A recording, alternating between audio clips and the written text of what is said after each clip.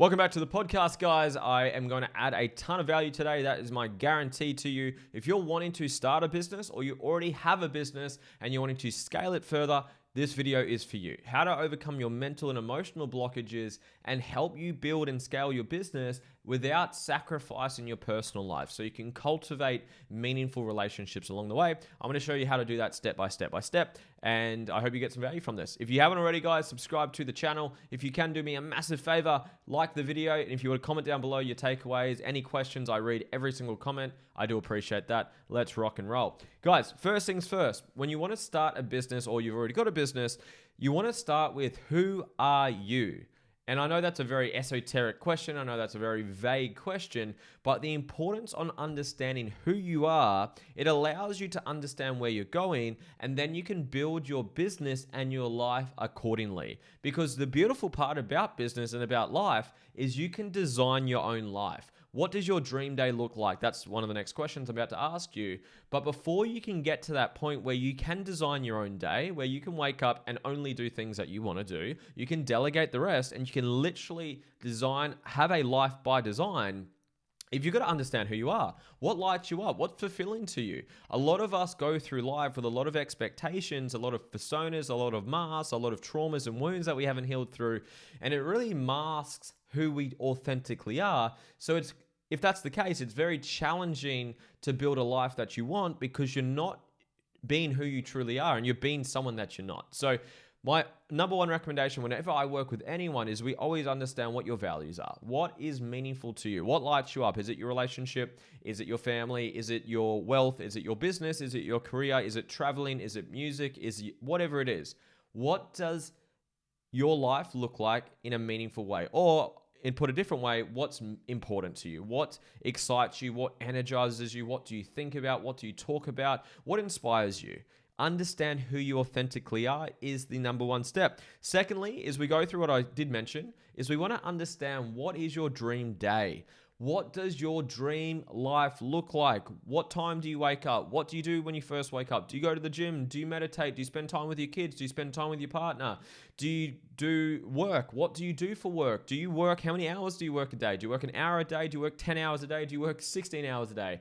There's no right or wrong. And the beautiful thing is you can design it however you feel fit. If you want to not work at all, then you just need to build a business that runs without you and you just have great leaders in place, great systems in place, and you just build the business accordingly. If you love what you do and you actually enjoy working, you enjoy adding value to people, or you enjoy the role that you do, then you build the business accordingly. So again, if you already have a business, get clear on this. And if you don't have a business and you want to start a business, get clear on this, because depending what your dream day is or the vision for your life is we want to build the business according to that. If you enjoy what you do, you're the technician, is the term is called in business, and you love doing the actual work. Like for me, I'm an example of that. I love coaching. I'm doing a podcast right now because I enjoy coaching. I enjoy adding value. I enjoy seeing people have the breakthroughs. I enjoy teaching the content that I love teaching. So I enjoy coaching. So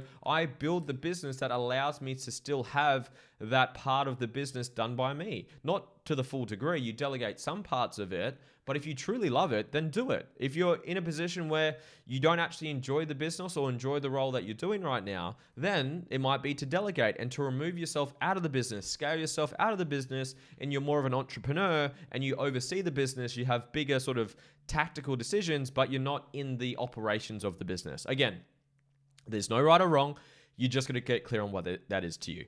So step one, understand who you authentically are. Number two, understand what does your dream day look like. I would highly recommend, guys, go through and write down your dream day. What time do you wake up? What do you do when you first wake up? What do you have for breakfast? Who do you have breakfast with? Do you go out for breakfast? Do you eat breakfast at home? What time do you start work? What do you do for work? Do you go to the gym? Do you have a sauna? Do you get a massage?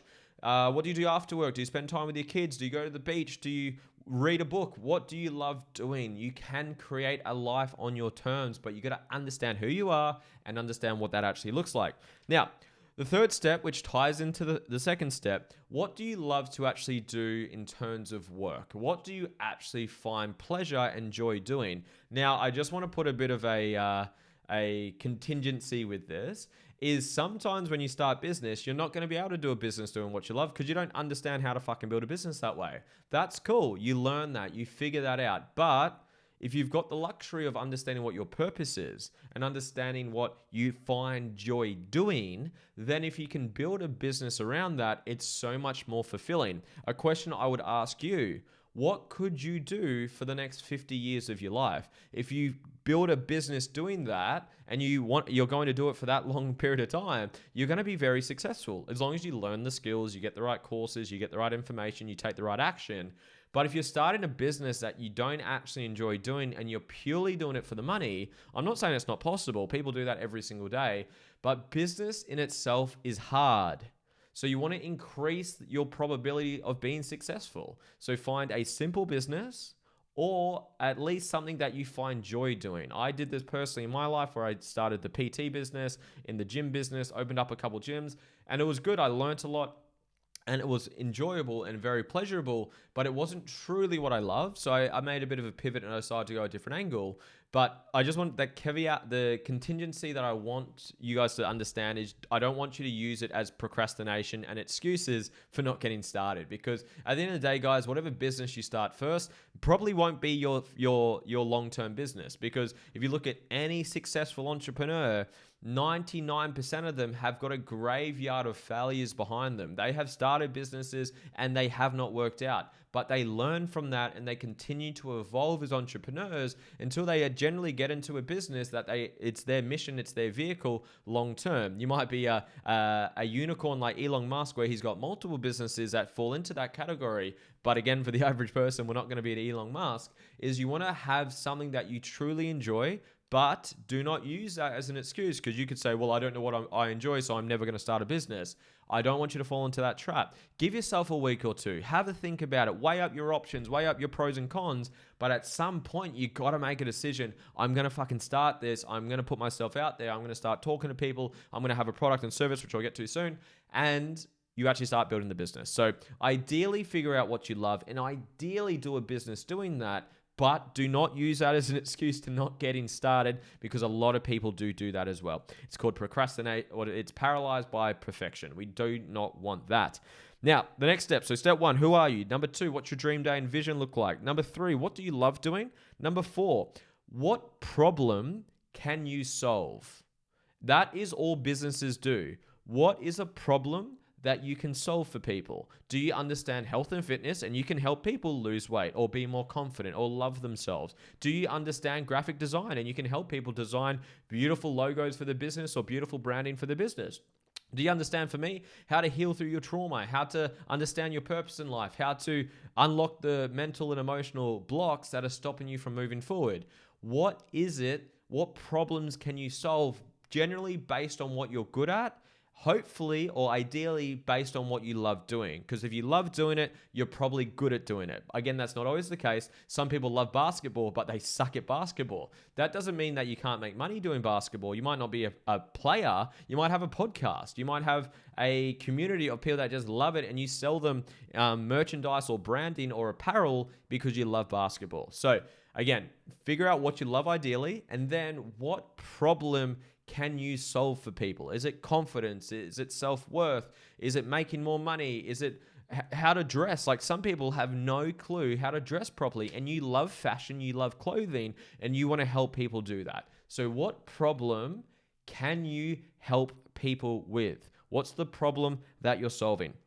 The 5th step is you want to create your product and service. How are you going to actually help people with your product and service? How are you going to help people solve that problem? Is it going to be through a product? Like I was using the word confidence before. If you're going to help someone with their confidence and self-worth, maybe you're doing it through clothing. And that's how a lot of people feel confident. They wear clothes that make them feel fucking $1 million.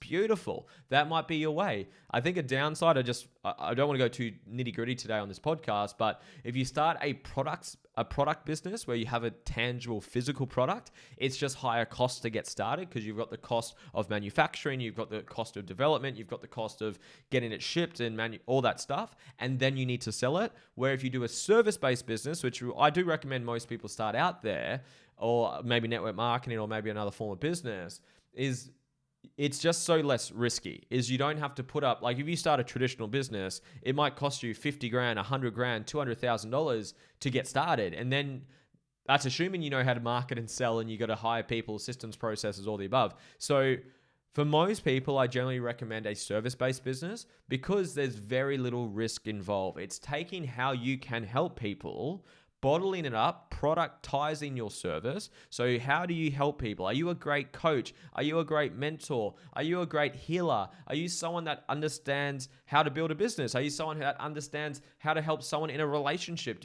Are you someone who's a healer and you can help people heal through their shit? Whatever it may be, whatever service you can help people with, if you can. Are you a DJ and you're great at music and you want to teach other DJs how to be better DJs? Whatever it may be.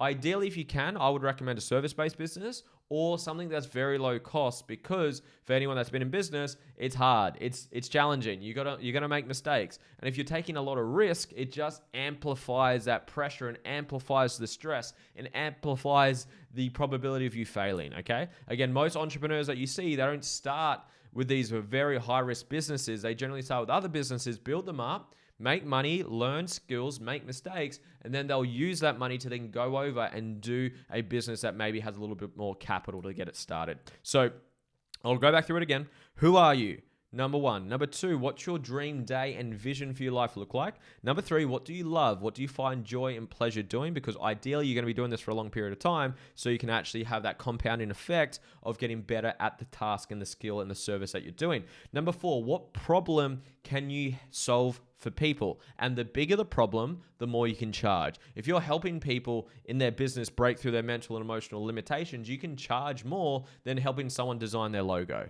Again, for anyone that does that as a business, you might disagree with me, but it's whatever problem you're solving, the bigger the problem that you're solving, generally the more that you can charge for it. So what problem are you confident that you can solve? I do see a lot of people that do this. They start a business and they actually can't help the person with the problem. They're doing it because they're interested in it, but they haven't consistently helped themselves with it or helped other people with it. So can you actually solve the problem that you're wanting to help people with? Number 5, create your product and service. How are you actually going to create it? Bottle it up, systemize it, put your frameworks out. If you are doing clothing or a physical product, by all means, go down that pathway. Again, it's just more risk involved. And if you're already in that position, by all means, keep innovating, keep improving your product, keep adding to the product. And then the 6th step, guys, is start selling. Get out there and start selling. Start talking to people, start learning how to market. The thing is with business, guys, there's just so much to learn, right? There's a lot of moving parts, and it's the reason why a lot of businesses do fail. But if you're committed to get in there and you've got something that you love and you've got something that you want to do long term and you're passionate about what you're doing and you've got the right support, you've got the right mentorship, you've got the right mindset, you're working on yourself, it is possible. And you're going to change lives, you're going to impact the world, and in return, you're going to have a lot of freedom, a lot of resources, and a beautiful quality of life. So the next step from there, after you start selling, I guess just a general answer is continue to work on you. Now I mean that personally and professionally, because you got to learn how to market properly. You got to learn how to systemize properly. You got to learn how to bring in better processes and software into your business. You got to learn how to hire people. You got to learn how to fire people. You got to learn HR. There is so much that needs to be done.